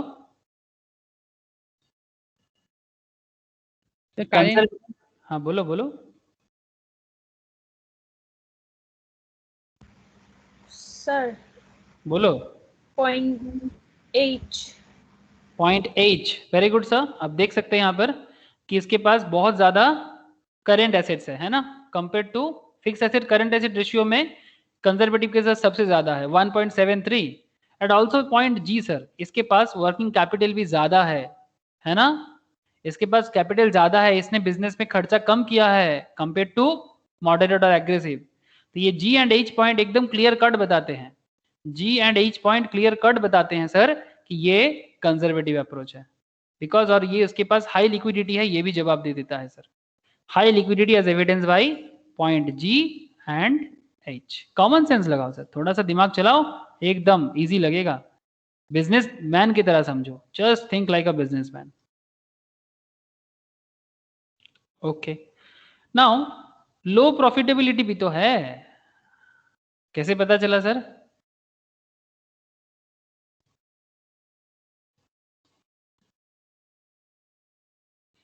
Point F से. Thank you sir, evidence bye F, very happy with your answer. Point F, इसका EBIT सबसे कम है ना, या sorry return on asset, EBIT बोल रहे हैं, इसका रिटर्न ऑन एसेट देखो आप, कितना एसेट में कितना रिटर्न कमा रहा है, सबसे कम रिटर्न किसका है, सबसे कम रिटर्न देखो, इसका 17.32 है कंजर्वेटिव में, इस मॉडरेट में 17.69 और इसका 19.23।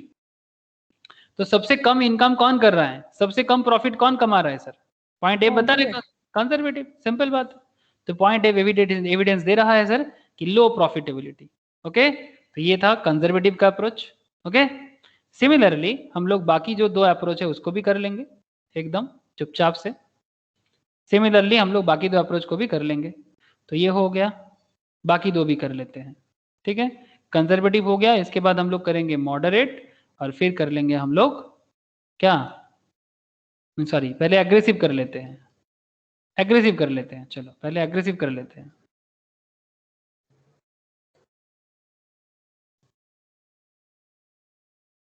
Very good sir. Aggressive, aggressive का क्या अप्रोच है? एग्रेसिव अप्रोच कैसे पता चलता है? लो लिक्विडिटी होगा ना, देखो तो लो लिक्विडिटी होगा कि नहीं होगा?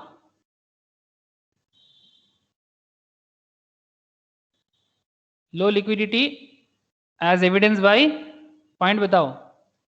Obviously G and H, check करके देखो, just check sir, G and H point. Obviously G का नेट वर्किंग कैपिटल पोजीशन सबसे इसका पोजीशन खराब है, नेट वर्किंग कैपिटल का मतलब करेंटली उसके पास सबसे कम वर्किंग कैपिटल है इसके पास तीनों में से, मतलब तीन अप्रोच में से सबसे कम कौन सा? एग्रेसिव के पास है 0.663 करोड़ का, ठीक है, जहां पर इसके पास है 3.978 और इसके पास है 5.508। और अगर आप current asset fix asset ratio देखते हो तो उसमें भी सबसे कम है ये 1, ठीक है। तो अल्टीमेटली जी और एच आपको प्रूव करके देता है कि ये लो लिक्विडिटी कंपनी है, ठीक है, लो लिक्विडिटी अप्रोच है, मतलब बिजनेस के पास ज्यादा एसेट रहता नहीं है एग्रेसिव अप्रोच में, लेकिन हाई प्रॉफिटेबिलिटी। चेक करके देखो तो सर कि रिटर्न ऑन एसेट किसका सबसे ज्यादा है? Aggressive. As evidence by F, है ना, 19 पॉइंट समथिंग 19.323% का रिटर्न मतलब मार के रखा है ये कंपेयर टू बाकी अप्रोच से, ठीक है। तो ये हो गया। अब बात है सर ट्रेड ऑफ का। अब बात किसका है? ट्रेड ऑफ का। क्या दिखा है सर? लो सेकंड पॉइंट लिख लो सर, लिख लो।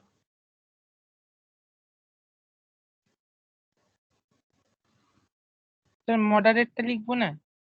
वही तो लिखने वाले हैं अब मॉडरेट को थोड़ी ना ऐसे लिखना पड़ता है, अब मॉडरेट को कैसे लिखना है वही तो मैं बताने वाला हूँ। हो गया? ओके। ट्रेड ऑफ का मतलब क्या होता है वही तो मैं बताऊंगा अभी। ट्रेड ऑफ बताते हैं आपको। ट्रेड ऑफ मतलब बिजनेस को किस में सुविधा है। ट्रेड ऑफ रेफर्स टू, याद रखना ट्रेड ऑफ बहुत पूछते हैं, refine trade off in financial management. Trade off refers to optimal balance, ठीक है।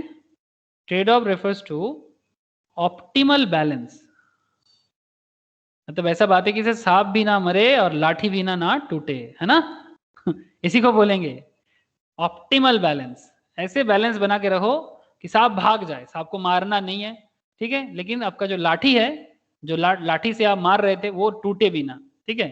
तो trade off refers to optimal balance between liquidity and profitability.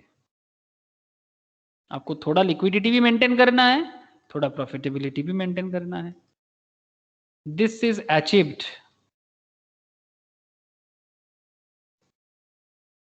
Under moderate policy.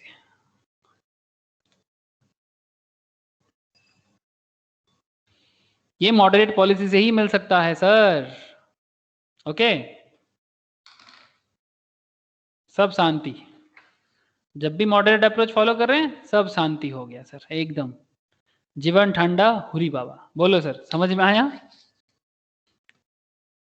अरे एक गाड़ी निकला था ना हुरी हाँ बाबा सर। बोल के, एक एडवर्टाइजमेंट आया था हुरी बाबा का, हुरी बाबा हुरी बाबा हुरी बाबा हु। सुने हो आप लोग? कवासाकी बजाज। सब ठंड हो गया। बोलो सर, ट्रेड ऑफ समझ में आया कि नहीं आया? है दादा। करंट एसेट पॉलिसी समझ में आया कि नहीं आया? हाँ सर। हाँ सर।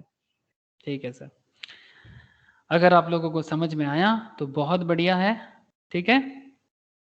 अच्छा, और एक अप्रोच के बारे में थोड़ा लिखा देता हूँ, current asset financing policy section 2 में लिखा देता हूँ, आप लोगों को समझ में आ जाएगा। और एक क्वेश्चन मैं आप लोगों को होमवर्क के लिए ऑलरेडी रेडी करके रखा, आप लोग प्लीज इसको घर पे गो थ्रू कीजिएगा। तो हम लोग चारों आंसर का जवाब कर लिए सर। बहुत अच्छा क्वेश्चन था करंट एसेट पॉलिसी की तरफ से, बहुत ही फेमस क्वेश्चन है, ऐसा क्वेश्चन एग्जाम में भी बहुत पूछते हैं, मतलब आपको ऐसे अलग अलग सवाल। बोलो। এগুলোর আবার সেকশন আছে নাকি লয়ের মত? नहीं नहीं, कोई सेक्शन तो नहीं है सर। सेक्शन मतलब सर मैं नोट्स लिखा रहा हूँ ना, सेक्शन 1 सेक्शन 2 करके। ও আচ্ছা। ये मेरा पर्सनल है, मतलब आप ABCD 1 2 3 करते कि नहीं करते? वैसा ही, इसमें कोई सेक्शन नहीं होता। दिमाग खराब हो गया है ऋषभ का। ओके ठीक है सर, तो ये पॉइंट 4 हो गया। ठीक है, अब एक क्वेश्चन मैंने आप लोगों के लिए रेडी रखा, आप लोग घर पे इसको थोड़ा ट्राई कीजिएगा। ठीक है, ये कुछ क्वेश्चन है सर, ये भी बहुत अच्छा क्वेश्चन है, वर्किंग कैपिटल के ऊपर ही बना हुआ है, थोड़ा दिमाग घुमाने वाला क्वेश्चन है ऑब्वियसली, बट सर मजा आएगा अगर आप लोग समझ के कर रहे हो तो ऑब्वियसली समझ में आएगा। और आप लोग उसको प्लीज एनालाइज करना, और यहाँ पर ये सवाल आपको पूछा गया है। ठीक है, खुद से पढ़ना और कोशिश करना इसको सॉल्व करने का। बट सर एक लास्ट कॉन्सेप्ट लिख लो। ठीक है, जैसे कि हम लोग 2 अप्रोच के बारे में लिख रहे थे। ठीक है, पहला था करंट एसेट पॉलिसी और दूसरा है करंट एसेट फाइनेंसिंग पॉलिसी। तो हेडिंग कीजिएगा सर सेक्शन 2, करंट एसेट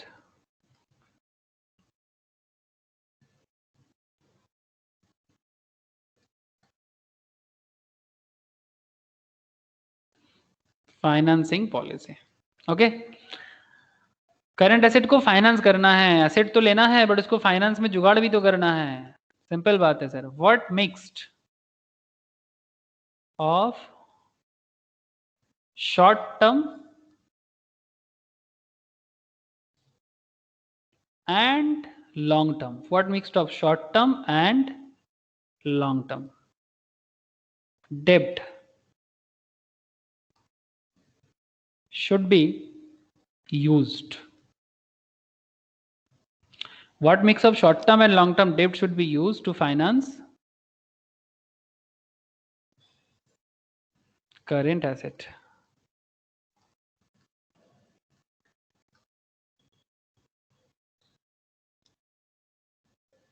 जिसको हम लोग क्या नाम से जानते हैं sir, working capital gap, working capital gap. Yes, हम लोग इसके बारे में पहले ही पढ़ चुके हैं। अब इसको हम लोग को फाइनेंस करने का ये भी 3 तरीका है सर, सेम टू सेम तरीका है, 3 सेम तरीका है, बट थोड़ा सा लिखने का ढंग अलग होगा और कुछ नहीं। पहला तरीका ऑब्वियसली कंजर्वेटिव तरीका, दूसरा तरीका ऑब्वियसली मॉडरेट तरीका, एंड तीसरा जो ऑप्शन है वो क्या है, ऑब्वियसली एग्रेसिव अप्रोच। ठीक है, मॉडरेट, एग्रेसिव, कंजर्वेटिव तीनों है, बट तीनों अप्रोच में कॉन्सेप्ट भी ऑलमोस्ट सेम है, बट लिखने का ढंग थोड़ा अलग होगा। Lower use of short term डेप्ट, आपको यहां पर क्या कर रहे हैं, जो एसेट आप लेना चाहते हो बिजनेस के लिए उसके फाइनेंस कर रहे हो, पैसा जुगाड़ करोगे, लेकिन क्या उपाय लोगे, कंजर्वेटिव अप्रोच है, शॉर्ट टर्म कम लो, lower use of short term डेप्ट, बिकॉज शॉर्ट टर्म में लोन का रेट हाई होता है, बिजनेस को रिस्क भी बहुत ज्यादा हो जाता है। Lower use of short term debt and high use of long term डेप्ट। यस ना, एकदम सिंपल बात है सर, शॉर्ट टर्म कम लो, लॉन्ग टर्म ज्यादा लो। नेक्स्ट, इस अप्रोच में क्या होता है, low risk of technical insolvency. Sir ये बोलो। कंजर्वेटिव पॉइंट है ना? हाँ, क्यों? नहीं सर। समझा दूंगा, रुको। लो risk of technical insolvency already समझ चुके हो, बस कनेक्ट करना है, कुछ काम नहीं और। And high cost of funds,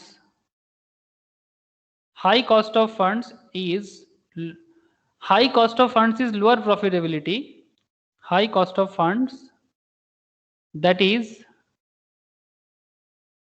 lower profitability।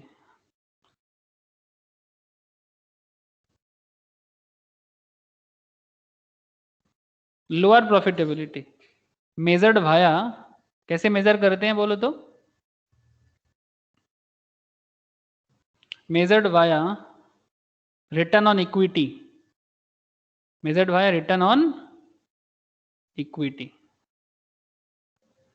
इसका फॉर्मूला होता है पैट बाय नेट वर्थ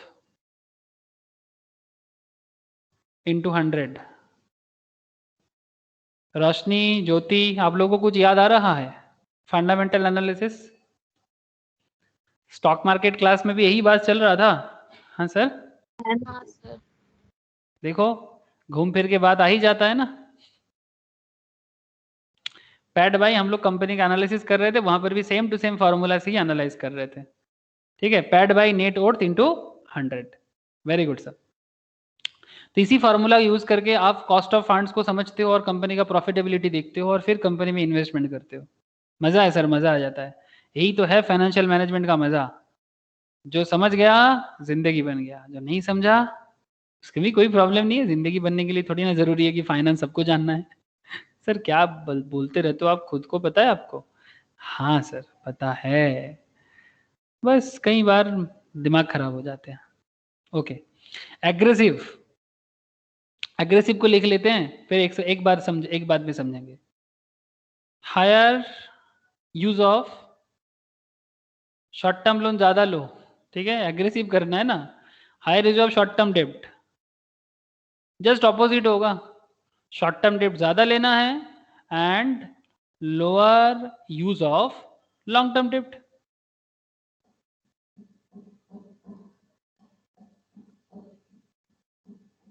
ठीक है, lower use of long term डेब्ट। हाई रिस्क है सर, बहुत ज्यादा रिस्क है इसमें, बिकॉज शॉर्ट टर्म में इतना ज्यादा लोन रीपे करने का दम सब में नहीं होता। हाई रिस्क है, इसलिए टेक्निकल इंसॉल्वेंसी का चांसेस बढ़ जाता है। टेक्निकल इंसॉल्वेंसी मतलब बिजनेस बैंकरप्टेड हो सकता है, जैसे विजय माल्या का हुआ सर। विजय माल्या का हुआ ना सर, किंगफिशर एयरलाइंस।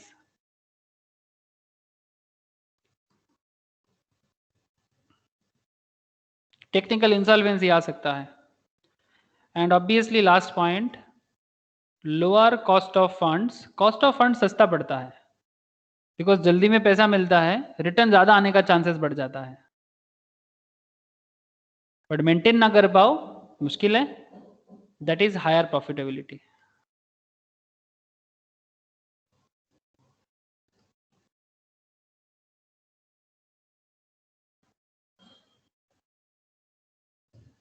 ठीक है, हो गया, एग्रेसिव भी समझ में आ गया।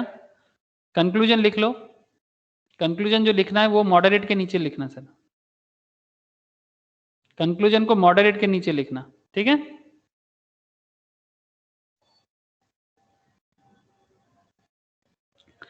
conclusion, we advise the use of moderate policy.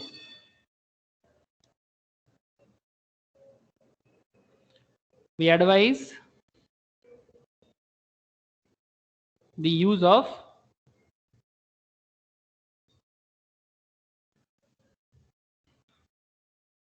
moderate policy.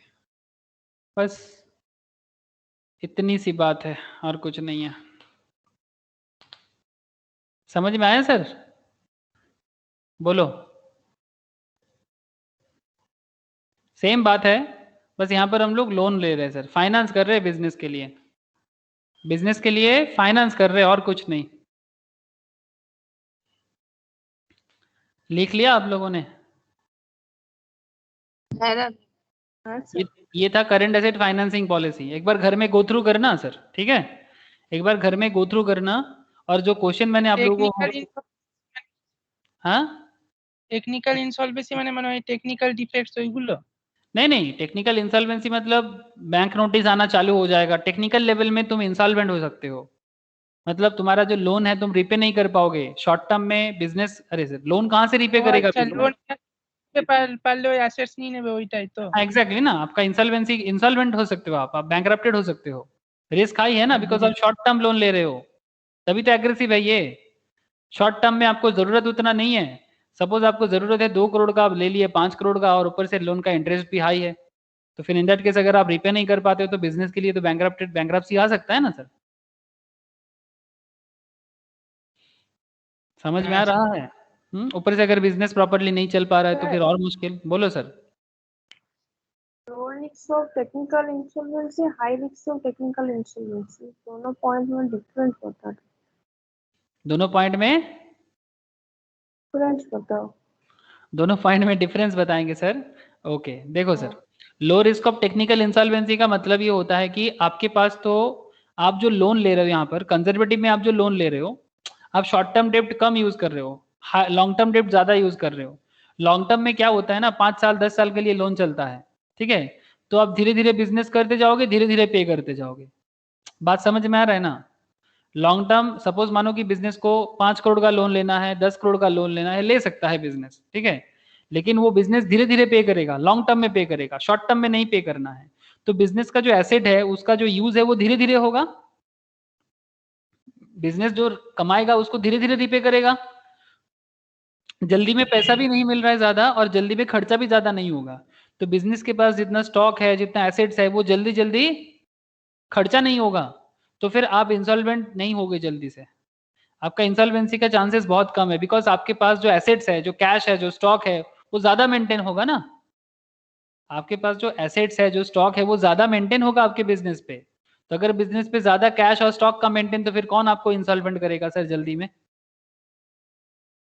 मतलब आपके पास ये क्षमता रहेगा कि आप मार्केट में अपना लोन रीपे कर सकते हो, ये सर नो।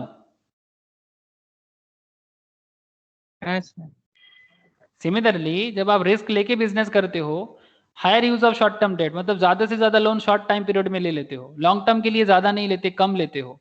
तो शॉर्ट टर्म में बहुत ज्यादा रेट मतलब इंटरेस्ट पे करना झमेला है कि इजी है, सिंपल बात है। चलो सर आपको ही एक सवाल करते हैं, पूरा चीज का सवाल का जवाब आपको बिजनेस नहीं करना है, एक सिंपल कंज्यूमर की तरह सोचना। हाँ, एक सिंपल कंज्यूमर की तरह सोचना, ज्यादा कुछ नहीं सोचना है, एक कंज्यूमर की तरह सोचना है।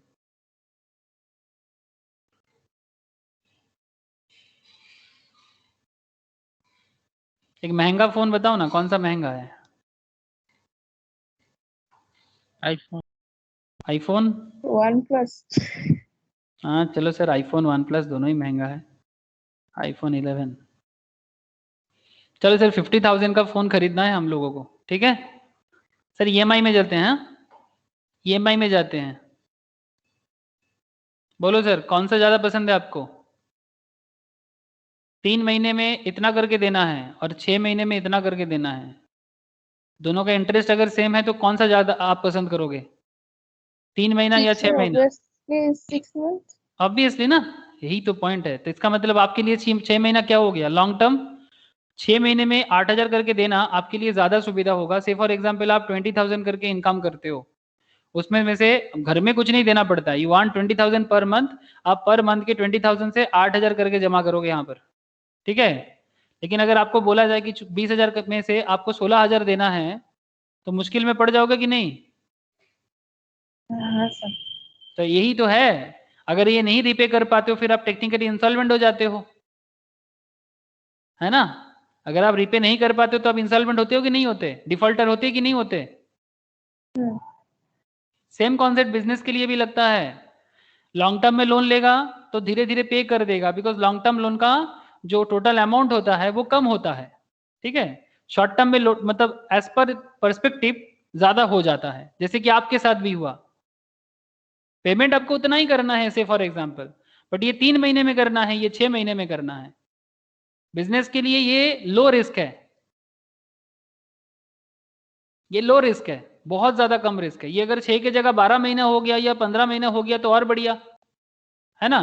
तो इसलिए आप टेक्निकली इंसॉल्वेंट बनने का चांसेस आपके पास कम रहता है जब आप कंजर्वेटिव अप्रोच फॉलो करते हो। बोलो सर समझ में आया अभी। हाँ सर। ठीक है, यही बात होता है सर, यही सब बात होता है। और यहाँ पर लास्ट वाला देख लो, higher cost of funds. Cost of funds क्योंकि आप एक चीज देखो और एक चीज देख लो सर, आपको खरीदना है आईफोन, अब 3 महीना 6 महीना छोड़ के मैं थोड़ा नो कॉस्ट नहीं, मैं आपको स्टैंडर्ड ईएमआई में लेके चलता हूँ। देखो सर, अगर आप कोई भी बैंक का लेते हैं, चलो इसका देख लेते हैं। 3 ईएमआई भरना है, 13% पर एनम करके आपका इंटरेस्ट है। 6 ईएमआई भरना है, इतना है। 9 ईएमआई भरना है, 14% करके इतना करके देना है। सर आप जितना ईएमआई ज्यादा भरोगे आपका इंटरेस्ट उतना ज्यादा लगेगा, ये सर नो है दादा। हाँ सर। है ना। आप जितना ज्यादा इंटरेस्ट भरोगे, जितना ज्यादा ईएमआई लोगे, आपको उतना ज्यादा पे करना पड़ेगा। अब हिसाब करके देखो मिल जाएगा। 17,029 करके 3 बार पे करो, 8,652 करके 6 बार पे करो, देखो आपका अमाउंट ज्यादा हो जाएगा। ठीक है, 5,885 करके देखो। मतलब ये नॉर्मल सिस्टम होता है कि जितना ज्यादा हमारा इंटरेस्ट होता है, मतलब ईएमआई बढ़ जाता है, टाइम ऑफ पेमेंट अगर बढ़ जाए तो इंटरेस्ट अमाउंट बढ़ जाएगा। तो लॉन्ग टर्म में आपका अल्टीमेट कॉस्ट ऑफ फंड ज्यादा होता है ओवरऑल अगर देखा जाए, बट शॉर्ट टर्म में कॉस्ट ऑफ फंड कम होता है। फंड का जो कॉस्ट है वो शॉर्ट टर्म में कम होगा, लॉन्ग टर्म में ज्यादा होगा। इसीलिए लॉन्ग टर्म में क्या होता है, कॉस्ट ऑफ फंड ज्यादा है, इसलिए आपका प्रॉफिट का जो अमाउंट है वो कम हो जाता है। बिकॉज आपका कॉस्ट ज्यादा है तो ऑटोमेटिकली प्रॉफिट कम। तो वो पता चल जाता है सर जब हम लोग paid by net worth into 100 करते हैं। और lower cost of fund that is higher profitability.